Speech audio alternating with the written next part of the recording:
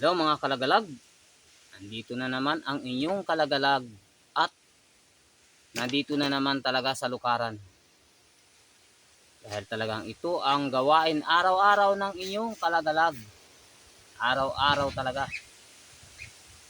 Hindi pa rin ako makapaglambat-lambat at bukod sa malakas ang hanging amihan talaga mga kalagalag ay hindi na ako nawala ng trabaho dito sa lukaran. Ayan o, tingnan naman yung aking natapasan, napakarami. Ayan. Yan po ang mga tinatapasan. Ayan ang natapasan ko. Nabalatan ko na niyog. Napakarami yan. Hindi naman Yan na ninyo. po ang Ayan. natapasan ni Papa. Ito na ang natapasan ko. Saka yung nasa banda ron. May katapas pang isang bulag din kagaya ko. Mga kalagalag.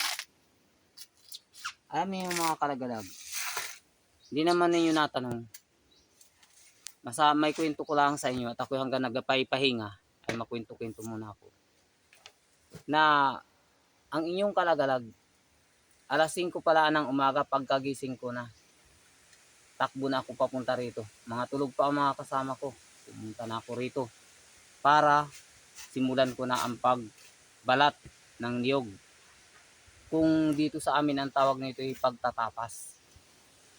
Kaya talaga namang simula pa kanina ako'y halos inaantok na mga kalagalag dito sa ako'y nagapay-pahinga dito ay talagang muni ko ay talagang itong aking gawain na ito ay talagang parang sabi ko ay kung nakikita ko lang ay parang walang katapusan. Walang katapusan talaga dahil pag natapos na ito, ako naman ay malipat na naman doon sa ibang lukarin ko pa doon sa kabilang bundok. Napakarami ang nalulukad ang lukarin ko. Kaso, yan man yung natanong mga kaibigan, mga kalagalag. Ito ay, di naman namin sarili ito, kundi ito'y bali kami ay nangarindahan laang. Yung kami lang ang nangangasiwa ng aming nalukaran na ito. Kaya ang laban nito ay hati. Kalahati nito mga kalagalag sa may-ari at kalahati naman bali sa amin. Kaso, kahit ganyang karami ang nalukad namin, alam niyo mga kalagalag, halos hindi malang kami makabili ng iba't iba pang naming pangailangan, kundi nauna na namin yung bigas, unang-una na. Pangalaway kape, asukal. Pero marami naming yung aming naglukaran na ito ay halos pambayad na lang sa utang. At nakakabili man kami ng bigas, kaunti na lamang. Dahil naman sa bago pa kami makapagpa-kilo, makapagpatimbang kung tawagin, ng kopras namin, marami na naming utang sa pagkain. Dati nakakabili pa kami ng pag kami nagalukad ng mga isang sakong bigas kapag patimbang pag kami nagpa-kilo na ng lukad. Ay ngayon mga kalagalag, dahil na tumaas na, sabi raw, pababain ang presyo ng bilihin ng bigas. Pero pakiramdam ko mga kalagalag, hindi nababa, kundi pataas ng pataas. Lahat ng mga bilihin napakatataas na at hindi nababa. Sabi ng pangako nang hindi pa nakaupo, hindi ko nabanggitin kung sino ang nangako. Pero wala mala ang natutupad mga kalagalag. Hindi nababa kundi lalong nataas. Ako na lang ang mga kalagalag ang hindi nataas. Kaya ako'y dati nang mababa. Mga kalagalag. Talagang ganyan ang buhay. Kaya ganito, kahit ako'y may kapansanan na ganito, nagatiis ako. Nagatiis kami. Maghanap buhay.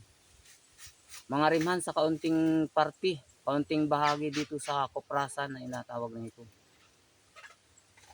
Na dati ay talagang nabibili namin ang asukal, kape, ng medyo 4 kilo-kilong asukal, 4 kilong kaninay. Kaping isang baso sa baso. Yung marami-rami, ibig sabihin. Marami-raming bigas. Pero ngayon, kaunti na lamang ang aming nabibili dahil sa kamahalan mga kalagalag. Kaya ang sabi ko ay papaano tayo makakaahon yan sa hirap. Kung lalo tayong pamahal ng pamahal pataas ng pataas ang bilihin. Napakahirap mga kalagalag. Kaya walang hindi magatyaga. Ayan, kaninang alas 5 pala ng umaga. Nag-aga na ako papunta rito para ito ay magatungan na at saka yung madali-dali ng tapat nakatimbo naman na. Ang kaso, ulang pa halos ibayad sa utang ang aming napagkuprasan. Wala talaga. Pagkatapos ng ano namin dito, pakayarin namin dito, malipat na naman ako doon sa ibang lugar rin pa, malayo rito. Hindi na ako makapaglambat mga kalagalag dahil inauna ko na munang tapusin ito.